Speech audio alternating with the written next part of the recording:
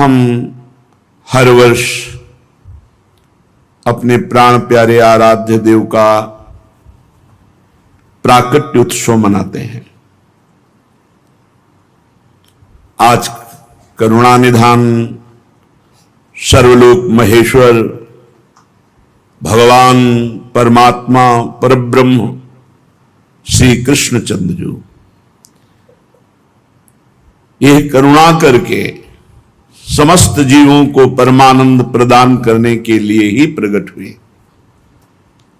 और ये प्राकट्य उत्सव सार्थक तभी हो जो हमारे हृदय में प्रकट हो, मेरे मन में, मेरे प्राणों में, एक एक श्वास में, एक एक नस नाड़ी कृष्ण कृष्ण कृष्ण भगवत स्वरूप हो जाए, हमारे हृदय में प्रभु का अवतार हो, हमारे हृदय में भय प्रगट कृपाला दीन दयाला। देवकी वसुदेव जी ने महान तप किया कि संसार का स्वामी भगवान मेरा पुत्र बने। नंद यशोदा जी ये सब महान तप संपन्न, इनको सुख प्रदान करने के लिए भगवान प्रकट हुए। ये दुराचारियों का विनाश तो बहुत साधारण सी बात है। श्री सुखदेव जी कहते हैं कि उस समय की बात है जब लाखों राक्षसों ने, असुरों ने, दैत्यों ने राजाओं का रूप धारण करके पृथ्वी में आतंक मचा रखा था। अहंकार से भरे हुए, बल से भरे हुए पृथ्वी को आक्रांत कर रखा था। आक्रांत पृथ्वी त्राण पाने के लिए रो रही थी। ये उस समय की बात है जब यदुवंशी राजा शूरसेन माथुर मंडल, शूरसेन मंडल का मथुरापुरी में रह करके शासन करते थे। ये मथुरा समस्त यदुवंशी नरपतियों की राजधानी थी। मथुरा में सदैव भगवान की उपस्थिति पाई गई है। मथुरा में सूर्य के पुत्र वसुदेव जी का विवाह देवकी जी के साथ हुआ। ये उस समय की बात है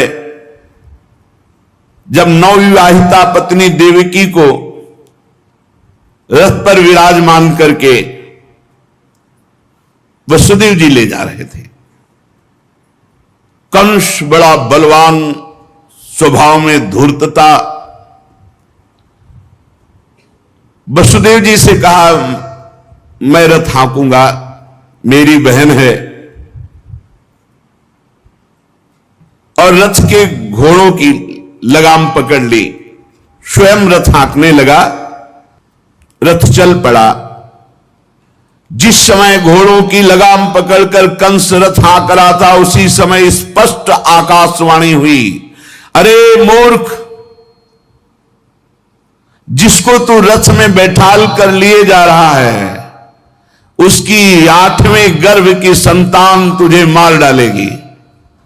भोजवंश का कलंक आकाशवाणी सुनते ही कूद पड़ा रथ से, तलवार खींच ली और बाल पकड़े देवकी के। वसुदेव देवकी के लिए आदेश किया तत्काल हथकड़ी बेड़ियों से जकड़ करके इनको कैद खाने में डाल दिया जाए और बहुत ही कठोर पहरा लगा दिया जाए। वर्ष वर्ष में जो संतान होती मारता गया, उसे हर बार शंका बनी रहती, पता नहीं वो भगवान किन बालक के रूप में प्रकट हो जाए। परीक्षित, पृथ्वी में बात प्रायः देखी जाती है कि अपने प्राणों का ही पोषण करने वाले जो लोभी लोग होते हैं, वो चाहे राजा हो चाहे कोई भी हो, वो अपने स्वार्थ की पूर्ति के लिए माता पिता भाई बंधु किसी की भी हत्या कर सकते हैं। माता की, पिता की, भाई की, बंधु की, मित्रों की, इष्ट की, किसी की भी। ऐसे स्वार्थी पुरुषों से कभी मित्रता नहीं रखनी चाहिए, इन्हें हानि ही होती है। जब कंस ने एक एक करके देवकी जी के 6 बालक मार डाले, तब देवकी के 7वें गर्भ में भगवान के अंश स्वरूप अनंत महिमा अनंत बलशाली भगवान शेष जी पधारे देवकी जी के गर्भ में। अनंत भगवान जब 7वें गर्भ के रूप में देवकी के उदर में पधारे, बड़ा आनंद। पर देवकी जी को लगा कि कंस इसे भी मार डालेगा, इसलिए वो रुदन करने लगी। विश्वात्मा भगवान ने देखा कि माता को बहुत दुख है और यदुवंशियों को कंस सताए ही जा रहा है, तो अपनी योग माया का स्मरण किया और योग माया को आदेश किया, देवी कल्याणी तुम ब्रज में जाओ, वह प्रदेश ग्वालों और गौओं से सुशोभित है। वहां नंद बाबा के गोकुल में वसुदेव जी की पत्नी रोहिणी गुप्त रूप से निवास कर रही। उनकी और भी पत्नियां कंस के डर से गुप्त स्थानों में रह रही। इस समय मेरा महान अंश, जिसे अनंत शेष जी कहते हैं, देवकी के उदर में गर्भ रूप से विराजमान है। तुम जाओ वहां से उस गर्भ को रोहिणी के उदर में रखो। मैं स्वयं आ रहा हूं, अब विलंब सा आने जा रहा। अब मैं समस्त ज्ञान बल आदि अंशों के साथ देवकी का पुत्र बनूंगा और नंद बाबा की पत्नी यशोदा के गर्भ से तुम प्रकट हो। योग माया को आदेश किया। जब योग माया ने देवकी का गर्भ ले जाकर रोहिणी के उदर में रख दिया, तब समस्त द्वारपाल और सब जगह खबर पहुंच गई, गर्भ नष्ट हो गया देवकी। किसी को आंतरिक पता तो है नहीं। नगरवासी बहुत कि बेचारी के 6 तो मार डाले गए और 7वां गर्भ नष्ट हो गया। हाय कितना कष्ट देवकी को है। देवकी जी भगवान का निवास स्थान बन गई। परीक्षित, अब समस्त शुभ गुणों से युक्त बहुत सुहावना समय आया। रोहिणी नक्षत्र था। आकाश के सभी नक्षत्र ग्रह और तारे सौम्य हो रहे थे। अब तो काले काले मेघ आकर मंडराने लगे और धीरे धीरे गर्जना करते हैं। भारी वर्षा प्रारंभ। जन्म मृत्यु के चक्र से छुड़ाने वाले जनार्दन भगवान का अवतार समय निशीत रात के 12 बजे। उसी समय सबके हृदय में विराजमान भगवान देवरूपिणी देवकी के सामने प्रकट हुए। श्री भगवान ने कहा, देवी स्वयंभू मनवंतर में जब तुम्हारा पहला जन्म हुआ था, उस समय तुम्हारा नाम था प्रश्नी और ये वसुदेव श्रुतपा नाम के प्रजापति थे। तुम दोनों के हृदय में बड़े ही शुद्ध भाव थे। जब ब्रह्मा जी ने तुम दोनों को संतान उत्पन्न करने की आज्ञा दी, तब तुम लोगों ने इंद्रियों का दमन करके उत्कृष्ट तपस्या की। तुम दोनों ने वर्षा, वायु, घाम, शीत, उष्ण आदि काल के विभिन्न गुणों को सहन किया और प्राणायाम के द्वारा अपने मन के मल को धो डाला। तुम दोनों ने सूखे पत्ते खाकर फिर हवा पीकर केवल तपस्या की। अभीष्ट वर प्राप्त करने की इच्छा से मेरी आराधना की। कितना कठिन तप। मुझमें चित्त लगाकर ऐसा परम दुष्कर घोर तप करते हुए देवताओं के 12,000 वर्ष व्यतीत हो गए। पुण्यमयी देवी, उस समय में तुम दोनों पर प्रसन्न हुआ, क्योंकि तुम दोनों तपस्या, श्रद्धा, प्रेममयी भक्ति से अपने हृदय में नित्य निरंतर मेरी भावना की थी। जैसा मैं आज तुम्हारे सामने प्रकट हुआ हूं, ऐसा उस समय भी प्रकट हुआ था और तुमसे कहा वरदान मांगो। तब तुम दोनों ने कहा, आप जैसा पुत्र मुझे चाहिए। तो मेरे जैसा तो सिर्फ मैं ही हूं। तो मेरे जैसा पुत्र, तो मैंने ये वरदान दिया कि मैं ही स्वयं तुम्हारा पुत्र बनकर आऊं। ये छोटी मोटी तपस्या का फल नहीं है, आप देख लीजिए। अगर आप जीवन भर रामकृष्ण हरि भगवान नाम जपते हुए भगवत प्राप्त हो जाते तो कितना सरल है, कितना सरल है। इसीलिए धन्य है ये कलयुग जो कम समय में भगवत प्राप्ति, केवल भगवान नाम जप और थोड़ा सा केवल पापाचरण से अपने को बचा लो तो भगवत प्राप्ति हो जाएगी।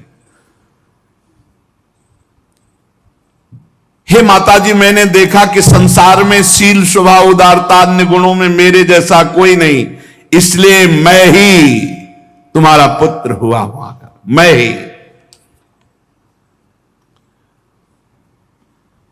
प्रश्न गर्भ से, वामन रूप से, और इस समय तुम देवकी वसुदेव हुए वासुदेव के रूप से। एक बार मैं वचन बोलता हूं उसे 3 बार पूरा करता हूं, यह भगवान का नियम। मेरी वाणी त्रिकाल सत्य है। एक बार तुमने मांगा पुत्र तो प्रश्नी गर्भ, वामन रूप और इस समय वासुदेव रूप, कश्यप आदित्य के रूप में वामन रूप। और मैंने ये रूप इसलिए प्रकट किया कि जब मैं अवतार लेकर मनुष्य शरीर में लीला करूंगा तो मुझे पहचान पाना बहुत कठिन है। इसलिए तुम लोग ध्यान रखना मैं कौन हूं। ये खास बात, एक खास बात ध्यान देने योग्य बात है। भगवान कह रहे हैं कि तुम दोनों मेरे प्रति पुत्र भाव और निरंतर ब्रह्म भाव रखना। युवाम माम पुत्र भावेन ब्रह्म भावेन चासकृत चिंतयंतो कृत स्नेहो या से थे मदगतिम पराम, तब तुम मेरे परम पद को प्राप्त होगी। चिंतनीय कौन है गोपाल जी, कौन है लाल जी? कह रहे तुम मेरे प्रति पुत्र भाव और निरंतर ब्रह्म भाव,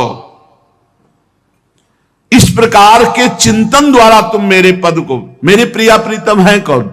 देखो हित सजनी जो नहीं कह रहे, जैसे हित हरिवंश करत अपनो जस प्रगट अखिल ब्रह्मांडन, अखिल ब्रह्मांड के अधिपति हैं। पर ब्रह्म परमात्मा तत्व की उपासना हो रही। हमारा भाव है कि वो हमारे यार हैं, हमारे मित्र हैं, हमारे पति हैं, हमारे पुत्र हैं, हमारे स्वामी हैं, जो भाव रख सके, लेकिन है कौन? इसीलिए शांत भाव है। शांत भाव में पूर्ण तत्व ज्ञान हो जाता है। भगवान इतना कहकर चुप हो गए और अपनी योग माया से देखते देखते एक छोटे शिशु के रूप में नीलमणि वसुदेव जी ने देखा कि भगवान तो बाल रूप हो गया। अब तो और डर लगा, कहीं कंस को पता चल गया और तलवार लिए हुए आवे, कुछ अमंगल करे। बहुत घबरा गए और भगवान ने कहा कि मुझे गोकुल पहुंचाओ, नंद बाबा के यहां सुधा मैया के पार्श्व में सुला के आओ। मुझे तुम्हें डर लग रहा है, मैं मारूंगा इसे, पर अभी मुझे पहुंचाओ वहां। भगवान की आज्ञा का पालन करने के लिए जो ही चेष्टा की, ध्यान दीजिए, भगवान की आज्ञा का पालन करने के लिए जो ही चेष्टा की तो अपने आप हथकड़ी बेड़ियां कट गई। माया की हथकड़ी बेड़ियां कट जाएंगी जो ही भगवान की आज्ञा का पालन कर। और बड़े बड़े दरवाजे कोई एक दो नहीं थे, कई दरवाजे थे कंस के कारागार के। फटाफट सब ताले टूट गए, दरवाजे खुल गए। अद्भुत चमत्कार। और जितने पहरेदार घोर राक्षसी स्वभाव के, जिंदा खा जाए ऐसे पहरेदार थे, सब मूर्छित घोर निद्रा में। अब हथकड़ी बेड़ी कट गई, लाला को लेकर के चले। उस समय घोर बादल छाए हुए,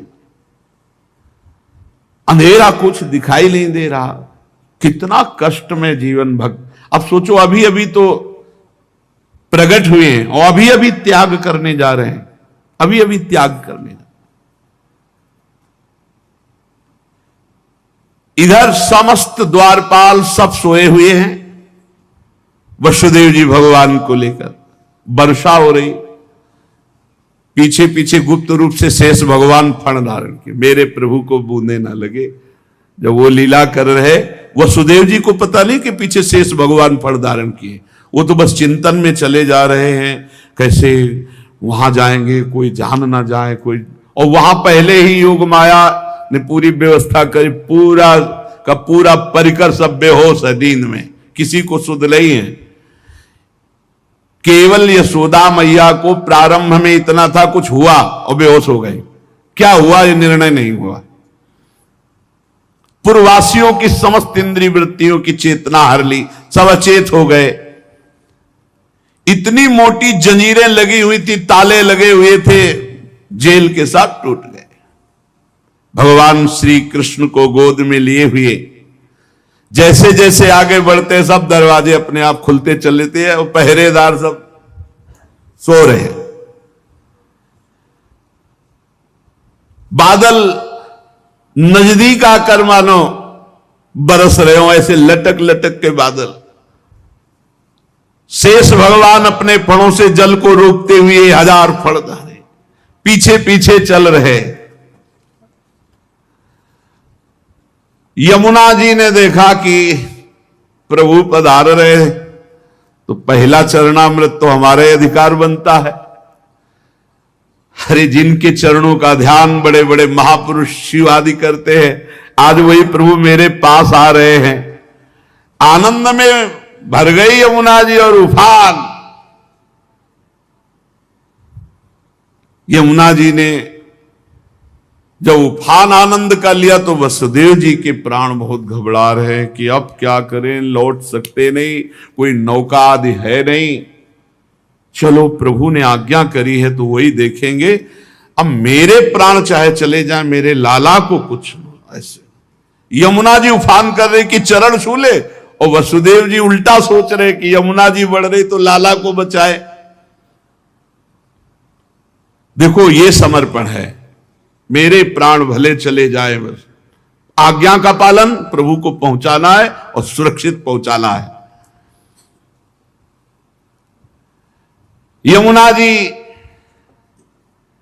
ऐसे थपेड़ जोर जोर से बढ़ रही। भगवान ने कहा बाबा तो और ऊपर उठाते चले जा रहे, तो यमुना जी और बढ़ती चली जाएंगी। एक श्री चरण बड़ा, ये वसुदेव जी को पता ली, जो ही यमुना जी को श्री चरण प्रभु के स्पर्श हुए तो तुरंत नाभिभर हो गई और ऐसे एकदम शांत। वसुदेव जी बाबा के नगर में गोकुल में गए तो डर रहे थे कि कोई देख न ले, लेकिन वहां कोई देखने वाला ही था, सब सोए हुए थे। उन्होंने अपने पुत्र को, अब वो ऐसे देख रहे थे, और जहां सुलाया तो वहां भी पुत्र था, पार्श्व में योग माया और वही पुत्र। भगवान के इस अवतार में 2 अवतार हुए, एक हुआ चतुर्भुज नारायण भगवान का अवतार जो वसुदेव देवकी के सामने, और एक हुआ पीछे आपने सुना है नंद बाबा और यशोदा मैया बहुत ऐश्वर्य समृद्धि सब रिद्धियां सिद्धियां अटखेलियां कर रहे। ब्रज तो यहां रिद्धियां सिद्धियां अटखेलियां कर रहे, कौन पूछता है। अवस्था ढल गई थी नंद बाबा की, चौथापन था, और ब्रजवासी बाबा की इस दशा को देख के सह नहीं पा रहे थे, बाबा खिन्न रहते थे। उपनंद आदि वृद्ध गोपों ने परामर्श करके पुत्रेष्टि यज्ञ का आयोजन किया। सबने यज्ञ पुरुष गोपराज नंद को पुत्र प्रदान करने की प्रार्थना की भगवान से। पुत्रेष्टि यज्ञ हुआ। जैसे महाराज दशरथ जी की अवस्था ढल चुकी थी तो श्रृंगी ऋषि ने पुत्रेष्टि यज्ञ किया, उससे खीर, फिर भगवान 4 रूपों में प्रकट हुए, राम लक्ष्मण भरत शत्रुघ्न। पुत्रेष्टि यज्ञ का अनुष्ठान हुआ नंद बाबा के यहां। अब उच्च कोटि के ब्रह्म ऋषि वेद ध्वनि आकाश में मुखरित हो रही थी। गोपराज श्री नंद बाबा अंतापुर में यशोदा मैया के पास बैठे हुए कहा, यशोदा रानी इस बार पूरे ब्रजवासियों का आशीर्वाद हो, सब ब्रह्म ऋषि हैं, कई बार हो चुकी, इसका मतलब पुत्र के लिए कई बार उपाय किए जा चुके थे। इस बार फलस्वरूप में मेरे पुत्र होगा, मन में बड़ी कामना है। मेरा विश्वास है ये जो यज्ञ हो रही, चूंकि ब्रजवासियों का आशीर्वाद है और ब्रह्म ऋषि जन बड़े महिमाशाली हैं, पर मेरे मन में एक उदासी छा जाती कि कर्म से ऐसा पुत्र नहीं होगा जैसा मैंने एक स्वप्न देखा है। ये कर्म जनित तो नहीं हो सकता। यज्ञादि कर्मों के सभी फल चंचल हैं और मैंने जो पुत्र देखा है वो अचल है, अविनाशी है। बड़ी आशा, पर लगता है मेरी दुराशा है क्या? वो कर्म फल से तो नहीं प्राप्त हो सकता जैसे मैंने देखा है।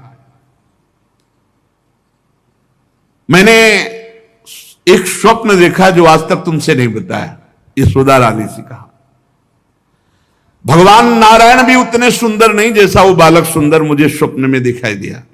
मुझे ऐसा लगता है कि त्रिभुवन में कोई है नहीं सुंदर। एक बार जिसके हृदय में वो प्रकट हुआ उसको कोई आकर्षित कर सके ऐसा त्रिभुवन में नहीं। ब्रजराज की बात सुनकर यशोदा रानी ने कहा, सच्ची तुमने स्वप्न में देखा है? बोले हाँ। बोले मैंने तो बताया नहीं, मैंने भी स्वप्न में देखा है। क्या? बोले मैं नित्य सहधर्मिणी हूं, तुम्हारी सुख दुख की नित्य संगिनी हूं, मैं तुमसे क्या छिपाऊं। जैसे बालक की बात कर रहे हो ना, हमने तो इसलिए नहीं बताया कि आप कहोगे कि तुम्हारा पागलपन है। बिल्कुल वैसे ही मैंने देखा है। श्यामश्चंचल चारु दीर्घ नयनो बालस्तवांक स्थले दुग्धोद्गारि पयोधरे स्फुटमसौ क्रीडन्मया लोक्यते स्वप्नस्तत्किं मुजागरः किमथ वेत्ते तन्न निश्चीयते सत्यं ब्रूहि सधर्मिणी स्फुरति किं सोयम तवाप्यंतरे। बाबा ने कहा मैंने भी देखा। दिव्याति दिव्य नीलमणि सदृश श्याम सुंदर वर्ण एक बालक तुम्हारे गोद में दुग्ध पान कर रहा है, जो चंचल नेत्र मनोहर विशाल भाल तुम्हारी गोद में स्थित देखा, वो तुम्हारा पयोधर पान कर रहा है। कैसे बताऊं, अब तो मेरी ये दशा है कि सोता हूं या जागता हूं मुझे कुछ पता नहीं चलता। हर समय बालक लगता है मेरी गोद में चढ़ रहा है, मेरी दाढ़ी खींच रहा है। कभी मैं देखता हूं तुम्हारी गोद में दुग्ध पान कर रहा है। यशोदा मैया आनंद विवल होके कहने लगी, ब्रजराज ऐसा ही, ऐसा मैंने भी देखा है, ऐसा ही देखा है। वो तुम्हारे टोंग पर चढ़े खेल रहा, मैंने देखा है ऐसा। सत्य सत्य सत्य कहती हूं, मैंने देखा मैंने कि उसे स्तन पान करा रही हूं, पर संकोचवश नहीं बताया कहां वो दिव्य बालक और कहां मैं। ब्रजराज नंद ने कहा मैंने असंभव समझकर ये बात तुमसे छुपाई थी। यशोदा मैया ने कहा मैंने भी कि तुम हमारा पागलपन समझोगे, लेकिन ऐसा अगर दोनों के स्वप्न में आया तो जरूर भगवान हमारे स्वप्न को पूरा करेंगे। नारायण जिनकी हम आराधना करते हैं, नारायण सेवानिष्ठ नंद बाबा और यशोदा मैया दोनों तन मन वचन से भगवान श्री हरि की शरण में होकर के द्वादशी दिन यथाविधि व्रत करने का नियम लिया। पुत्रेष्टि यज्ञ के बाद द्वादशी व्रत की संख्या वृद्धि के साथ साथ अब वो स्वप्न में देखा हुआ जो दिव्याति दिव्य बालक है वो खुली आंखों झलकने लगा। अब तो भारी व्याकुलता बनी। व्रतानुष्ठान सर्वांग पूर्ण संपन्न हुआ तो एक दिन देखा कि स्वप्न में भगवान श्री हरि आए और मधुर वाणी में बोले, नंद यशोदा तुम मुझ में आसक्त और मेरे परम भक्त हो, तुम इतने खिन्न क्यों हो रहे हो? अतसी कुसुम के सदस्य श्याम सुंदर सुकुमार कुमार जो तुम्हारे स्वप्न में जागृत में अनुभूति का विषय बना हुआ है वो मैं हूं। निकुंज विलासी श्री ठाकुर जी ने कहा, जगत में वात्सल्य प्रेम का प्रचार करने के लिए मेरी प्रेरणा से द्रोण और धरा के रूप में तुम स्वर्ग से आविर्भूत हुए हो। कल्पों तपस्या की है मेरी प्राप्ति के लिए, जो ब्रह्मादि के लिए अलभ्य है, सौभाग्य है कि वो तुम्हें प्राप्त हो रहा है। उसी फल का आस्वादन करने के लिए अब तुम तैयार हो जाओ। चिंता मत करो गोपराज, मैं प्रकट होने वाला हूं। समझिए, वहां देवकी वसुदेव के यहां चतुर्भुज भगवान नारायण और यहां निकुंज विलासी श्री ठाकुर जी। श्री यशोदा जी बहुत आनंदित रहने लगी।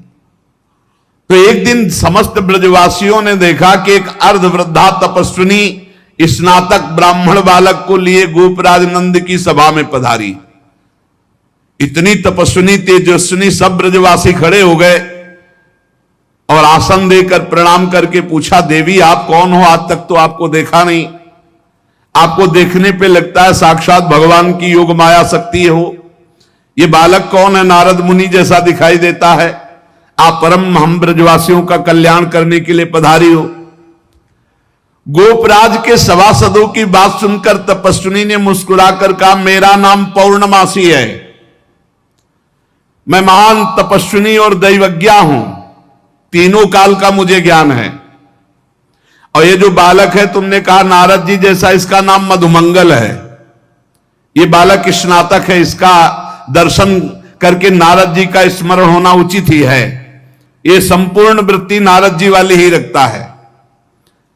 तपस्विनी की बात सुनकर गोपराज सभा के सदस्यों ने हाथ जोड़कर पूछा, देवी हम आपकी सेवा करने योग्य बिल्कुल ही नहीं है, इस पर भी आपने हम लोगों पर महती कृपा की। मेरी कुछ समझ में नहीं आ रहा कि आप यहां क्यों पधारी।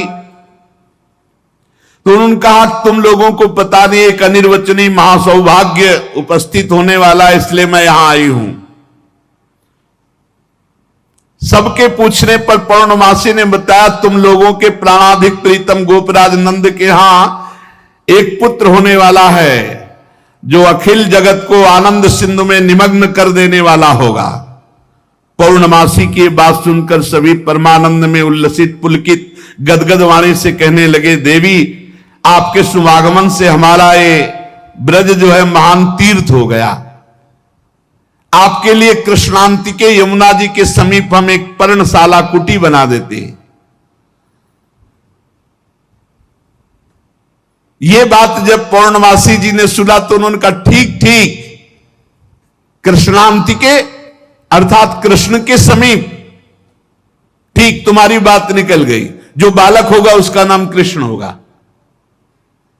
नंद नंदन के रूप में स्वयं प्रभु पधार रहे। पौर्णमासी देवी कालिंदी तट के समीप पर्णशाला में भगवान के दर्शन की अभिलाषा से निवास करने लगी।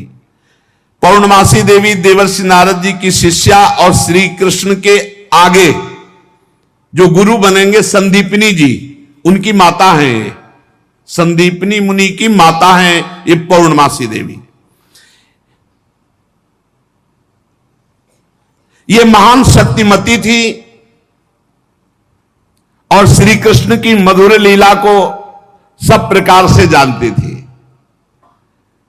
भगवान की लीला का आनंद बढ़ाने के लिए मस्खरे मनसुखा के रूप में वो मधुमंगल। तो भगवान का जो ऐश्वर्य में अवतार हुआ वो जेल में, और जो माधुर्य में अवतार हुआ ये नंद बाबा के यहां। तो जो ऐश्वर्य में अवतार वापस गया, तो आप देखिएगा अक्रूर जी के साथ अक्रूर जी ने देखा जल में डुबकी लगाकर शेष सैया पर चतुर्भुज नारायण सेन, और हमारे द्विभुज मुरली मनोहर वृंदावनम परित्यज्य पादमेकम न गच्छति, वो कभी यहां से नहीं गए। जो गए तो देखो यहीं से निकलते ही चतुर्भुज हो गए। मथुरा में चतुर्भुज, द्वारिका में हमारे द्विभुज मुरली मनोहर नंद यशोदा के लाड़िले, वो कभी एक कदम ब्रज से बाहर नहीं गए। तो वहां योग माया के द्वारा नंद बाबा को यह पता ही नहीं चला कि अपने लाला में लाला का समर्पण किया, और पार्श्व में देखा, कन्या उठाया और आ गए। जे ही आए तो जैसे जैसे दरवाजे में प्रवेश करते जाते वैसे वैसे जंजीर ताला सब फिट, और जे ही वहां गए और देवकी जी की गोद में उस कन्या को तेवी हथकड़ी बेड़ी जकड़ गई। योग माया के आते ही दरवाजे बंद, हथकड़ी बेड़ी जकड़ गई और पहरेदार जग गए और कन्या जोर जोर से रोने लगी। जो साक्षात भगवती है, पहरेदार भागते हुए गए, कंस से कहा महाराज 8वीं संतान उत्पन्न हुई। अब तो कंस के होश नहीं, वो तो जैसे पागल हो चुका, बाल बिखरे हुए, कई जगह गिरा, दौड़ता हुआ आया, दरवाजे खोले गए। बड़ी घबराहट है, बाल बिखरे हुए, बड़ा भयानक रूप कंस का। जग गए और पैर पकड़ा और कन्या को हाथ जोड़ रही। देवकी जी ने कहा भैया मारो मत, आकाशवाणी हुई थी कि पुत्र होगा, ये तो कन्या है, स्त्री जाति है, अभी बच्चा है, आप क्यों मार रहे हो? भैया तुम तो बड़े कृपालु हो, और देखो हमारे कई बच्चे मार डाले तुमने, अब एक कन्या बची, इसे तो दे दो, मैं तुम्हारी छोटी बहन हूं, बहुत दीन हूं। बड़ा प्रार्थना की, लेकिन वो देवकी जी रोती रही, पैर पकड़ करके कन्या को एक चट्टान पर मार। और ये कन्या कोई साधारण कन्या तो थी नहीं, आद्या शक्ति महाभगवती। हाथ से छूट गई और सामने आकाश में देखा तो 8 आयुध, दिव्य माला वस्त्र चंदन मणिमय आभूषणों से विभूषित, धनुष त्रिशूल बाण ढाल तलवार शंख चक्र गदा। देखा सिद्ध चारण गंधर्व अप्सरा किन्नर सब स्तुति कर रहे अंबा की। और उस समय देवी ने कहा है मूर्ख, तेरी सामर्थ्य नहीं कि तू मुझे मार सके, और तू जिसे सोच रहा है ना कि मैंने मिटा दिया, अरे तेरे मारने वाला पैदा हो चुका है। निर्दोष की हत्या करने वाले, अब तू बच नहीं सकता, कहीं भी भाग के जा, तेरे मारने वाला आप कंस के दिमाग में आया कि संतान तो 8वीं पुत्र होनी थी, पैदा हो चुका, ये आकाशवाणी झूठ कैसे बोल सकती? तो पैदा तो देवकी के यहां ही होना चाहिए। बड़ा आश्चर्य हुआ। फिर उसने हाथ जोड़ा देवकी वसुदेव जी की, व्यर्थ में हमने आपको कष्ट दिया आकाशवाणी, आप मुझे क्षमा कीजिए बहनोई जी और बहन जी। और वो उन्होंने कहा कुछ नहीं, वसुदेव जी से कहा कि ये विधाता भी झूठ बोलता है, आकाशवाणी हुई थी कि 8वां पुत्र होगा, पुत्री कैसे हो गई? मैं बड़ा पापी हूं, मैंने आप दोनों महात्माओं को बड़ा कष्ट दिया। पर वसुदेव जी आपको दुखी नहीं होना चाहिए। जो लोग तत्व को जानते हैं, आत्मा को जानते हैं, शरीर के नाश पर दुखी। देखो इनको भी ज्ञान है यार, बड़ा विचित्र पर उपदेश कुशल बहु तेरे, राक्षस स्वभाव वालों को भी ज्ञान, ये भी उपदेश दे रहे। वसुदेव जी ये शरीर को जो आत्मा मान बैठते हैं, इसी उल्टी बुद्धि के कारण ये एक दूसरे से बैर और राग द्वेष कर लेते हैं, जन्म मृत्यु को प्राप्त होते हैं। यद्यपि मैंने तुम्हारे पुत्रों को मारा, फिर भी ज्ञान के द्वारा देखो कौन किसको मारता है। बड़ा सुंदर ज्ञान दे रहे, अभी बताएंगे ठाकुर जी आके तुम्हें कौन किसको मारता है लौट के। ये जो अपने स्वरूप को भूले हुए हैं लोग, इसीलिए मैं मरने वाला हूं, मैं मारता हूं, ऐसा मैं दुख भोग रहा हूं, ये मेरे को दुख देने वाले घोर अज्ञान की बात। कोई किसी को मारता नहीं, कोई किसी को दुख नहीं, जीव अविनाशी है, शरीराभिमान के कारण ऐसा। फिर भी मैं क्षमा चाहता हूं आपसे। वसुदेव जी के चरण प्रकार देवकी जी ने कहा भैया भैया बस पैर छूने की जरूरत नहीं है, आप खुशी रहो। यह आपने बताया नहीं कि अज्ञान के कारण ही, शरीराभिमान के कारण ऐसा होता है, अपने और पराये का भेद। बस बस आपका इसमें कोई दोष नहीं है। जब वसुदेव और देवकी जी ने इस प्रकार, तो कंस वहां से अनुमति लेके चला गया और बुलाया पूरे परिकर को और कहा योग माया ने जो कहा है वो झूठा नहीं हो सकता। 8वीं संतान पैदा हो चुकी है मारने वाली, तो ये लड़की नहीं हो सकती, ये पुत्री नहीं हो सकती, कुछ है, प्लानिंग करो। वो कह रहे पैदा हो चुका तो ब्रजय में होगा। कंस के मंत्री जितने थे वो कंस से भी ज्यादा बुरे स्वभाव वाले थे। उन्होंने कहा महाराज आज्ञा करो, ब्रज 84 कोस में आज से लेकर 10 दिन तक जितने भी बालक हुए सब मार डालेंगे हम लोग। बड़ा प्रसन्न हुआ इसका प्लान कि सबका नाश, और भगवान पहुंच चुके हैं यहां से ऐश्वर्य स्वरूप, और यहां से ब्रज के लाडिले ठाकुर कभी बाहर नहीं गए, पक्का मानना। कभी ये जितने संत जन ऐसे थोड़ी जी रहे हैं, पूरी भावना में नहीं जी रहे भाई। छिन छिन बिहरत संग, छिन छिन निरखत प्रेम भरी, छिन जस कहा तभंग। अब जब मैया के नेत्र खुलेंगे, लाला को देखेंगे तो उत्सव मनाएंगे। वो कल अपने लोग फिर उत्सव मनाएंगे। श्री राधा वल्लभ लाल।